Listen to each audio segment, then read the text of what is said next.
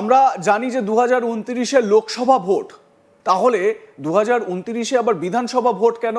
এই যে প্রশ্নটা উঠলো, এই প্রশ্নের মধ্যেই কিন্তু উত্তরটা লুকিয়ে রয়েছে। আরো বিস্তারিত জানার চেষ্টা করব রাজাগোপাল ধর চক্রবর্তীর কাছে। রাজাবাবু, আমাদের দর্শকদের জন্য একটু ব্যাখ্যা করে দেবেন এটা।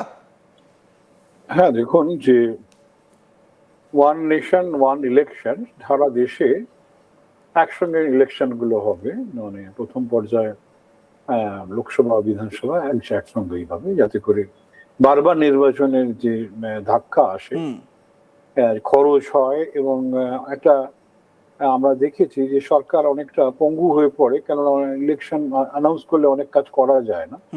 এই সমস্ত ব্যবস্থা থেকে একটা নিষ্কৃতি পাবার চেষ্টা সরকার করছে, ওয়ান নেশন ওয়ান ইলেকশন। সেটার বিলটা আগেবারে আমরা দেখেছিলাম পার্লামেন্টে উঠেছিল। এবার আমাদের ধারণা যে পার্লামেন্টে যা পরিস্থিতি, তাতে যে 2/3 সদস্যের সমর্থন লাগে, সেটা হয়তো এসেও যেতে পারে। পার্লামেন্টের যে জয়েন্ট পার্লামেন্টারি কমিটি, সেটার চর্চা চলছে এখনো, চর্চা চলছে এবং আমার ধারণা এই অধিবেশনে, বাদল অধিবেশনে সেটা আসতে পারে।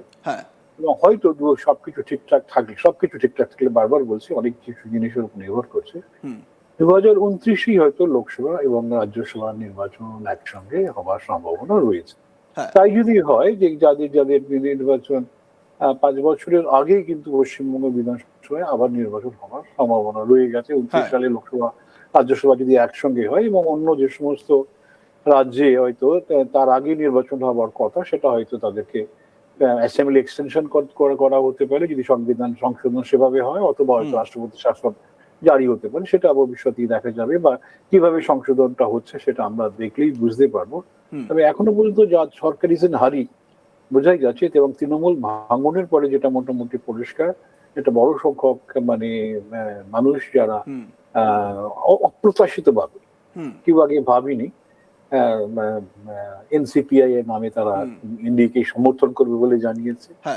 এবং তার ফলে যেটা ঘটার সম্ভাবনা আছে, একটা আমি রাজাবাবু, আমি রাজাগোপাল বাবু, আমি এই জায়গাটা, এই যে মানে যে সংখ্যাটার কথা যেটা হচ্ছে, মানে যে সংখ্যাটা এনডিএ দরকার, সেই সংখ্যা কিভাবে আসবে না আসবে সেই বিশ্লেষণটা আমি আর একটু পরে করছি।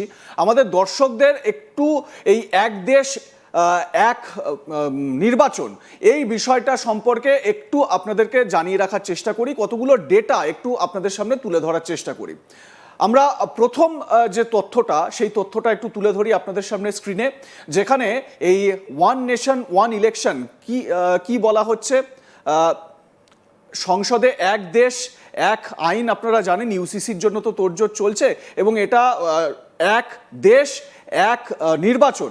সেই নির্বাচনে কি হয়েছে, যে বিল পেশ এবং ভোটাভুটি হয়েছিল ডিসেম্বর 2024-এ। ডিসেম্বর 2024, 17ই ডিসেম্বর 2024 বিল পেশ হয়েছিল। সেই সময় বিরোধী শিবির তুমুল হইহট্টগোল করেছিল, এবং সেই তুমুল হইহট্টগোল করার জেরে এই বিলটা কিন্তু সেই সময় ভোটাভুটি হয়, এবং ভোটাভুটি হওয়ার পরে কি হয়েছিল সেটাও আপনাদের জানাবো। তবে কোন কোন দুটো বিল একবার দেখে নিন। 129তম সংবিধান সংশোধনী বিল 2024, কেন্দ্রশাসিত অঞ্চল আইন সংশোধনী বিল 2024, এই দুটো বিল কিন্তু সেই সময় উত্থাপন করা হয়েছিল। তারপর কি এসেছিল সেটাও একটু দেখাই আপনাদের। তারপর কি হয়েছিল, মানে বিলটা উত্থাপন তো হলো, দেখুন বিরোধীদের প্রবল আপত্তির পর ভোটাভুটি হয়, এবং বিলটি উত্থাপনের পক্ষে 269টি ভোট এবং বিপক্ষে 198টি ভোট পড়ে। যদিও পক্ষের থেকে বিপক্ষের যে ভোট সেটা অনেকটা কম, কিন্তু 198টি ভোট কিন্তু কম কথা নয়। তো তারপর কি হয়, এই বিল দুটিকে, যে সংশোধনী বিল দুটি, এই দুটিকে যৌথ সংসদীয় কমিটি বা জেপিসিতে পাঠানো হয়। এবারে যেটা তথ্য, সেটা হচ্ছে গিয়ে জেপিসি এই বিল দুটি নিয়ে আলোচনা করছে, এবং এই বাদল অধিবেশনের একেবারে প্রথম সপ্তাহ পর্যন্ত এই নিয়ে জোর আলোচনার পরে জেপিসি তাদের রিপোর্ট সংসদে পেশ করবে, এবং তারপর সেই নিয়ে বিভিন্ন বিষয়গুলো তুলে ধরার চেষ্টা করা হবে। আমি আবারও রাজাগোপাল বাবুর কাছে যাব, এবং আপনাদের যে কথাটা রাজাগোপাল ধর চক্রবর্তী বলার চেষ্টা করছিলেন সেটা একটু জানার চেষ্টা করব। রাজাগোপাল বাবু, আমরা জানি যে বিজেপির যে 2024-এর ভোটে যে একক সংখ্যাগরিষ্ঠতা পায়নি, 240-এ আটকে যেতে হয়েছিল। তারপর এনডিএর যে সংখ্যা, এনডিএর টোটাল সংখ্যা মিলিয়েও কোথাও না কোথাও একটা কাঁটা ছিল। আপনি খুব সুন্দরভাবে এই যে বিদ্রোহী শিবিরের তৃণমূলের যাদের চলে যাওয়ার কথা বলছিলেন, সেটা যদি একটু বিশ্লেষণ করে দেন আমাদের দর্শকদের। হ্যাঁ, দেখুন, মানে তৃণমূল একটা তো ইন্ডি জোটের একটা বড় অংশীদার ছিল, এবং তাদের এই বিদ্রোহ, তার ফলে তৃণমূলের যে সরকারিভাবে যারা তৃণমূলে থাকছে তাদের সংখ্যা খুবই অল্প অ্যাকচুয়ালি। এবং ইন্ডি জোটকে মোটিভেট করা বা অন্যদেরকে বলা তোমরা এই এই সংবিধান সংশোধনের বিরোধিতায় থেকো না, এটা একটু তৃণমূলের পক্ষে কঠিন হয়ে দাঁড়াবে। এবং যখন দেখা যায় বিরোধীদের সেরকম সরব যে সংসদের মধ্যে সেরকম সরব উপস্থিতি নেই, তখন অনেকেই মনে করে বাবা ভোটটা থেকে বিরত থাকি বা ভোট দিই।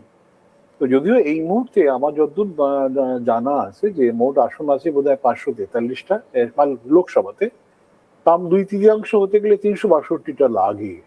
এবং ইন্ডিয়ার এখন অবস্থা প্রায় 300-র কাছাকাছি, প্রায় অনেকটাই 60-এর মতন লাগবে। এবং ইন্ডিয়া যদি তৃণমূলের এই অংশ ভোট দেয়, অন্যরা যদি বিরত থাকে, এটা একটা কোঅর্ডিনেশন, মানে হাউস কোঅর্ডিনেশনের ব্যাপার।